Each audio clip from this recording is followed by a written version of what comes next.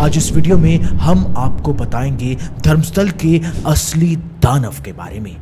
हम बताएंगे कि आखिर कौन है वो शख्स जो बीते 30 सालों से सैकड़ों लड़कियों की इज्जत के साथ खेलता आया। सौजन्य के हाथ एक नीले रंग की शॉल से बंधे हुए थे। उसके शरीर पर कपड़े नहीं थे, हर तरफ चोट के निशान थे और उसके प्राइवेट पार्ट्स में मिट्टी भरी गई थी। लेकिन इस मर्डर के 11 साल बाद 15 जून 2023 को कोर्ट ने एक ऐसा फैसला सुनाया जो हमारे देश की जांच एजेंसियों पर एक बड़ा सवाल उठाता है। मामले में पुलिस, सीआईडी और सीबीआई ने कुछ इतने बड़े ब्लंडर किए थे जिससे ये साफ पता चलता था कि संतोष राव को जानबूझकर फंसाया जा रहा था। कर्नाटक धर्मस्थल मंदिर में काम करने वाले एक सफाई कर्मचारी के बयान ने पूरे देश को हिलाकर रख दिया है। इस शख्स का दावा है कि 1995 से 2014 तक मंदिर से जुड़े कुछ लोगों ने उसे 100 से ज्यादा महिलाओं और बच्चियों की लाशें जलाने और दफनाने के लिए मजबूर किया। इन महिलाओं का रेप करने के बाद उनकी हत्या की गई थी। इस शख्स ने कोर्ट को 13 लोकेशन भी बताई जहां पर इसने इन लाशों को दफनाया था। इस शख्स के दावे के बाद इन जगहों पर खुदाई का काम चल रहा है। अब तक पुलिस के हाथ 100 से ज्यादा हड्डियां लग चुकी हैं। खुदाई में पुलिस को इंसानी खोपड़ी भी मिली है। कई जगह महिलाओं की साड़ियां भी मिली हैं। वहीं कुछ लड़कियों के आइडेंटिटी कार्ड भी इन लोकेशन पर मिले हैं।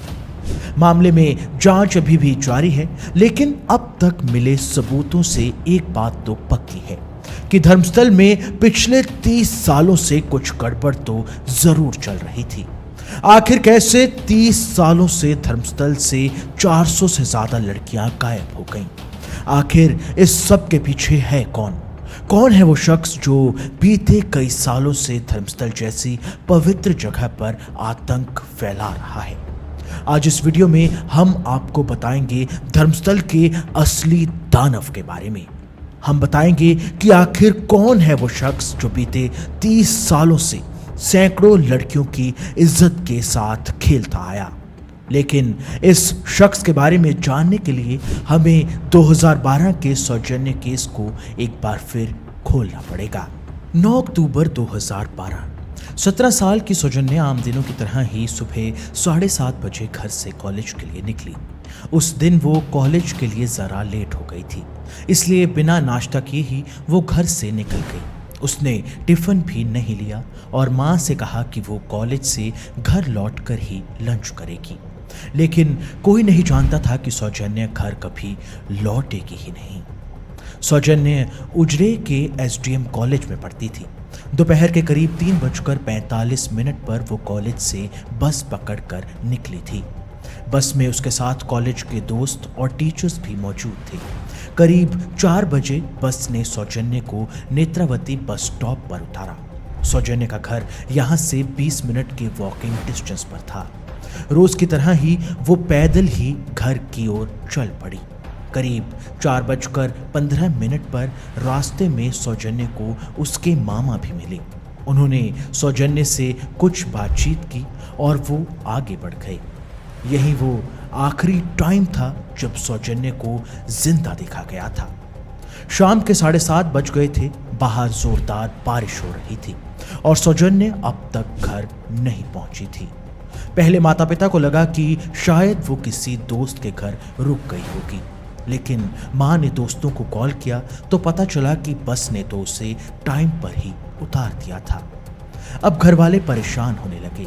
रिश्तेदारों को फ़ोन किया तो पता चला कि सौजन्य के मामा ने करीब 4:15 बजे उसे घर के रास्ते में देखा था।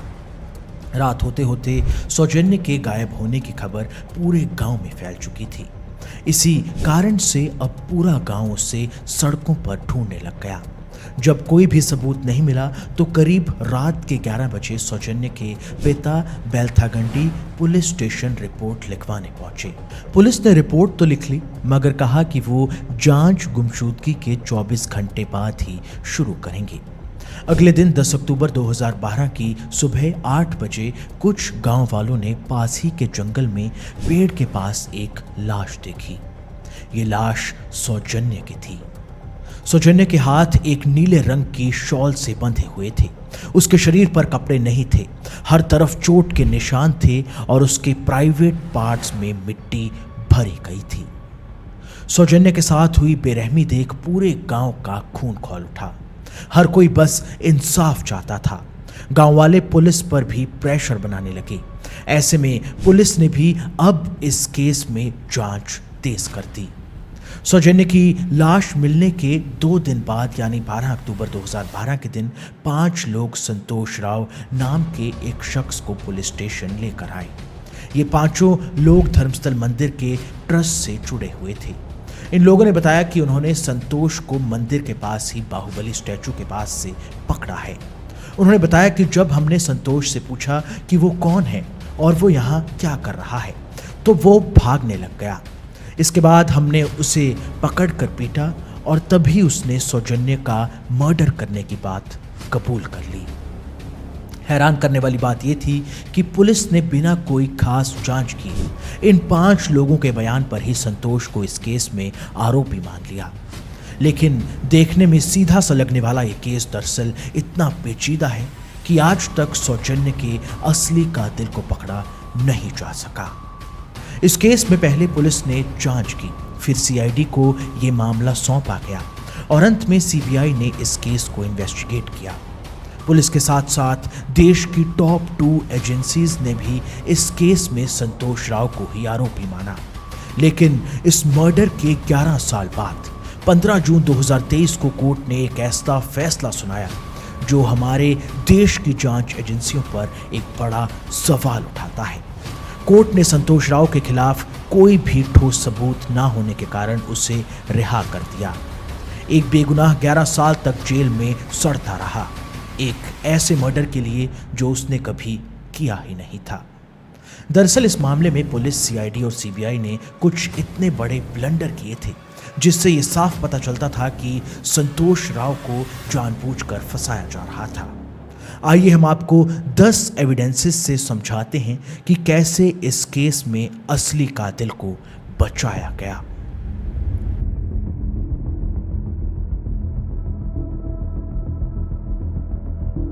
इस केस में पुलिस ने क्राइम सीन को सील तक नहीं किया था।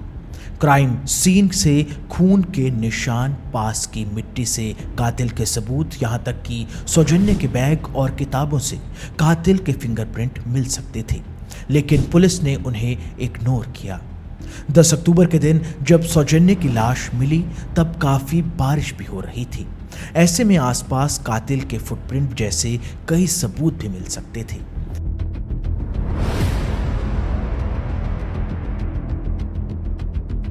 इस केस में सौजन्य की डेड बॉडी से हेयर, ब्लड और सीमन सैंपल को टेस्टिंग के लिए 8 दिन बाद फोरेंसिक लैब भेजा गया था। आमतौर पर इन्हें 72 घंटे के बीच ही टेस्टिंग के लिए भेजना चाहिए, लेकिन 8 दिन तक ये सैंपल पूरी तरह से डैमेज हो गए थे। ऐसे में केस के सबसे अहम सबूत मिल ही नहीं पाए।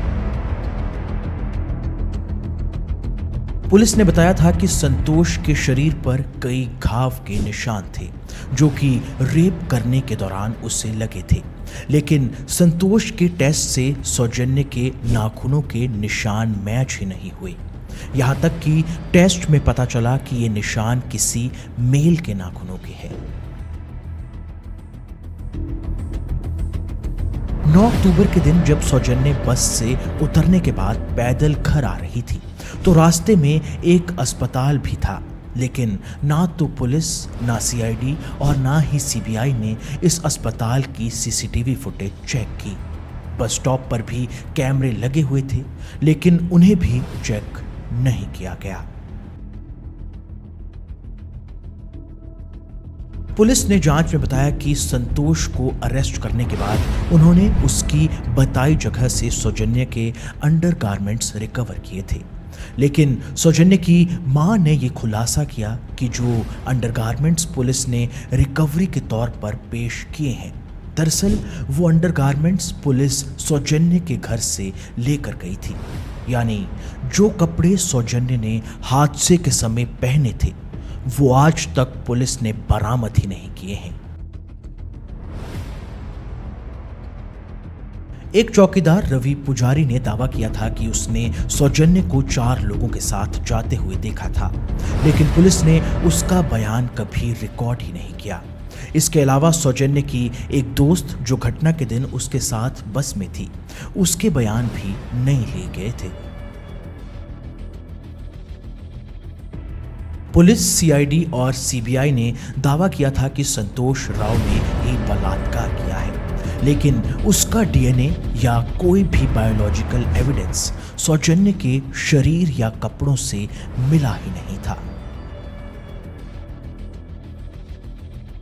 सीबीआई की मेडिकल रिपोर्ट में यह बात सामने आई थी कि संतोष राव को फिमोसिस नाम की एक मेडिकल कंडीशन है। ये मेल प्राइवेट पार्ट से जुड़ी एक कंडीशन है जो सेक्सुअल इंटरकोर्स को बहुत मुश्किल बना देती है। इसका मतलब है कि संतोष राव के लिए रेप करना लगभग नामुमकिन था, लेकिन सीबीआई ने फिर भी इस बात को नजरअंदाज किया। सौजन्य की बॉडी का पोस्टमार्टम करने वाले डॉक्टरों ने कोर्ट में ये बयान दिया था कि सौजन्य पर जो हमला हुआ वो 1 से ज़्यादा लोगों ने किया था। डॉक्टरों के मुताबिक सौजन्य के शरीर पर जो चोटें थीं उनके प्रकार और गहराई ये बताती थी कि एक अकेले शख्स का ये काम नहीं हो सकता है। इस पूरे केस के दौरान सौजन्य के माता पिता ने उन 5 लोगों पर रेप और मर्डर का शक जताया था जो संतोष को पकड़ कर लाए थे। इनके खिलाफ कई सबूत भी मिले थे, लेकिन इन्हें कभी कोर्ट में पेश ही नहीं किया गया। ये सभी लोग धर्मस्थल मंदिर से जुड़े हुए थे। इनकी अच्छी पॉलिटिकल जान पहचान थी। इनको लेकर सीआईडी ने कोर्ट में ये दलील पेश की थी कि इन लोगों के पास ऐसे डॉक्यूमेंट हैं जो ये बताते हैं कि ये लोग घटना के समय शहर में नहीं थे। लेकिन सबसे हैरान करने वाली बात ये है कि ना सीआईडी और ना ही सीबीआई ने इन लोगों के कॉल डेटा को चेक किया था, जिससे इनकी लोकेशन आसानी से मिल सकती थी। तो आखिर सौजन्य की मौत और उन 400 लड़कियों की गुमशुदगी के पीछे है कौन? सौजन्य के घर वाले और गांव के कई लोग 2012 से ही ये मानते हैं कि सौजन्य की हत्या के पीछे धर्मस्थल मंदिर प्रशासन से जुड़े जैन फैमिली के ही कुछ लोग हैं। उनके खिलाफ कई सबूत भी मिले थे, लेकिन ना तो पुलिस, ना ही सीआईडी और ना ही सीबीआई ने इस केस में अच्छे से जांच की है। ऐसे में अब 11 जुलाई 2025 को धर्मस्थल मंदिर में सफाई का काम करने वाले शख्स की गवाही के बाद एक बार फिर इस मंदिर से जुड़े लोगों पर सवाल खड़े होने लगे हैं। खैर, इस मामले में जांच अभी जारी है। आपको ये वीडियो कैसी लगी हमें कमेंट कर ज़रूर बताएं। इसके साथ ही ऐसी और ट्रू क्राइम वीडियोस के लिए हमारे चैनल को सब्सक्राइब ज़रूर कर लें।